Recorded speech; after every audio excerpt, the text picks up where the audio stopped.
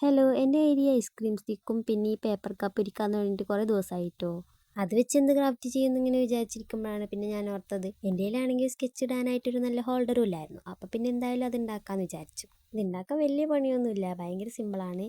ആദ്യം തന്നെ ഒരു പേപ്പർ കപ്പും പിന്നെ ഒരു ഐസ്ക്രീം സ്റ്റിക്ക് എടുക്കുക. എന്നിട്ട് നമ്മുടെ പേപ്പർ കപ്പിൻ്റെ പകുതി മുക്കാലും ഭാഗം ഒന്ന് കട്ട് ചെയ്ത് കളയുക. അങ്ങനെ കട്ട് ചെയ്ത് വന്നപ്പോഴേക്കും പേപ്പർ കപ്പ് ഭയങ്കര ചെറുതായിപ്പോയി. അത് സാരമില്ല, നമുക്കതൊക്കെ മതി. എന്നിട്ട് ഒരു ഐസ്ക്രീം സ്റ്റിക്ക് എടുത്തതിന് ശേഷം അതൊന്ന് രണ്ടായിട്ട് കട്ട് ചെയ്യുക. നിങ്ങൾക്ക് വേണമെങ്കിൽ കട്ട് ചെയ്ത് ആ നീളത്തിൽ തന്നെ എടുക്കാം. ഞാൻ പിന്നെ അത് കട്ട് ചെയ്ത് എന്താണെന്ന് വെച്ചിട്ടുണ്ടെങ്കിൽ എൻ്റെ കയ്യിൽ ഐസ്ക്രീം സ്റ്റിക്ക് കുറവായതുകൊണ്ടും പിന്നെ ഞാൻ സ്കെച്ച് ഹോൾഡർ അല്ലേ ഉദ്ദേശിക്കുന്നത്, അപ്പോൾ പിന്നെ ആ ഒരു വലുപ്പമൊക്കെ മതിയെന്ന് വിചാരിച്ചിട്ടാണ്. അങ്ങനെ ഐസ്ക്രീം സ്റ്റിക്കൊക്കെ കട്ട് ചെയ്തതിന് ശേഷം അത് നമ്മുടെ പേപ്പർ കപ്പിൻ്റെ ചുറ്റോറൊക്കെ ഒന്ന് ഒട്ടിച്ചു കൊടുക്കുക. അപ്പോൾ തന്നെ നമ്മുടെ ഏകദേശം പണി കഴിഞ്ഞു. ഇനി നമുക്ക് എന്താ പെയിൻ്റൊക്കെ അടിച്ചിട്ടൊന്ന് കുട്ടപ്പനാക്കി എടുക്കണം. അതിന് വേണ്ടിയിട്ട് നിങ്ങൾക്ക് ഇഷ്ടമുള്ള കളറൊക്കെ കൊടുക്കാം. ഞാൻ ഇവിടെ ബ്ലാക്ക് കളറാണ് കൊടുത്തിരിക്കുന്നത്. പിന്നെ ഞാൻ എൻ്റെ സ്ഥിരം സാധനമായിട്ടുള്ള ചെറിയ ചെറിയ ഫ്ലവേഴ്സ് വരച്ചു കൊടുക്കുന്നുണ്ട്.